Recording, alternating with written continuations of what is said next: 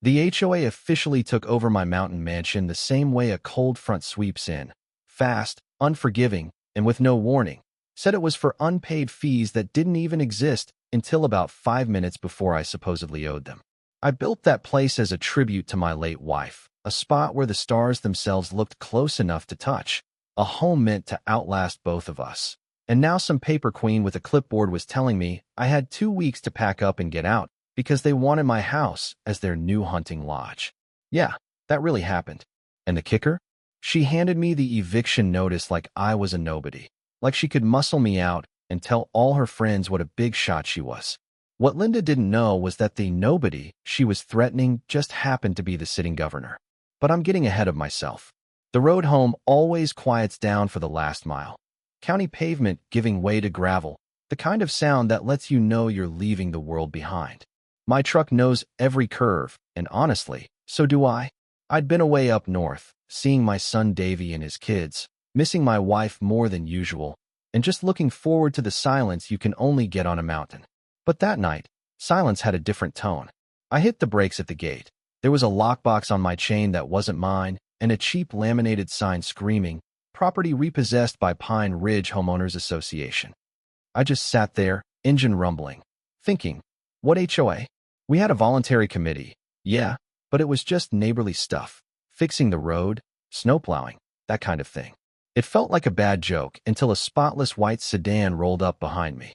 Out stepped Linda Provine, clipboard in hand, wearing a blazer stiff enough to stand up on its own and a smile that made me miss root canals. She went straight for the jugular. "We need your keys, Tom." And just like that, I knew this was going to get ugly. She ran down a laundry list of invented usage fees and backdated fines. Everything from letting my son visit to the so-called crime of hosting my old army buddies for a fishing weekend. You know what I mean?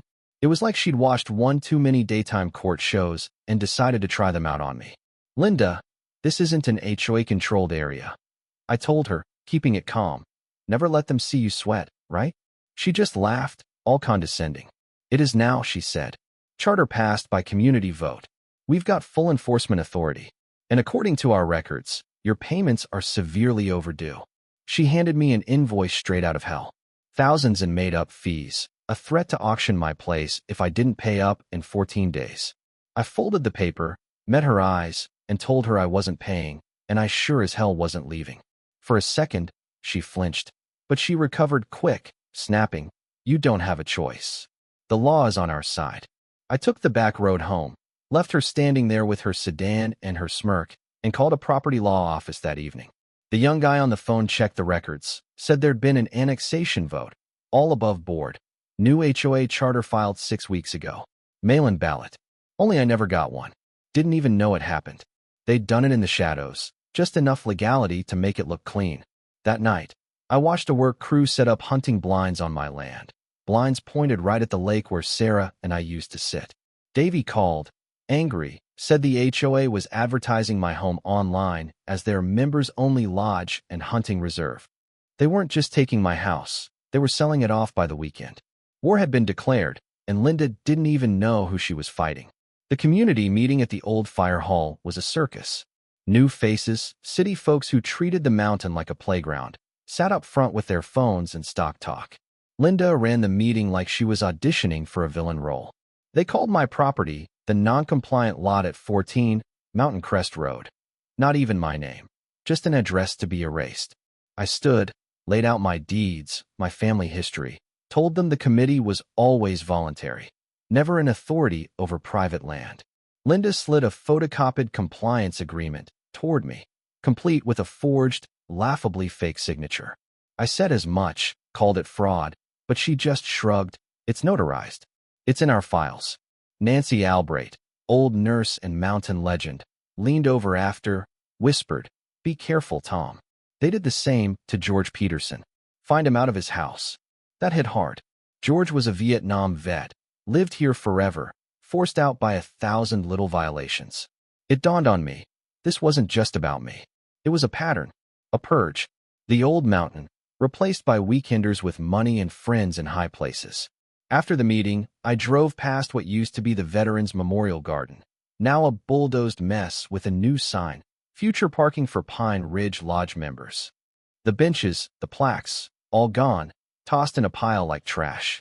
In the mud, I found one of my old dog tags, the one I'd left for the boys I served with. Something broke in me, but not the way Linda wanted. I made a promise right then. They picked the wrong hill to take. I didn't fight back, not in the way they expected. I bought trail cameras, hid them around the property, started gathering evidence. Played the part of the broken old man. Let them underestimate me. But I was busy. I tracked down George, heard his whole story. The fines, the foreclosure, the shoebox of violations. Nancy gave me her diary, every strange new rule, every sketchy vote. When I pulled county records, the picture was complete. Dozens of empty lots owned by Linda and her cronies through shell LLCs, giving them enough ghost votes to pass anything.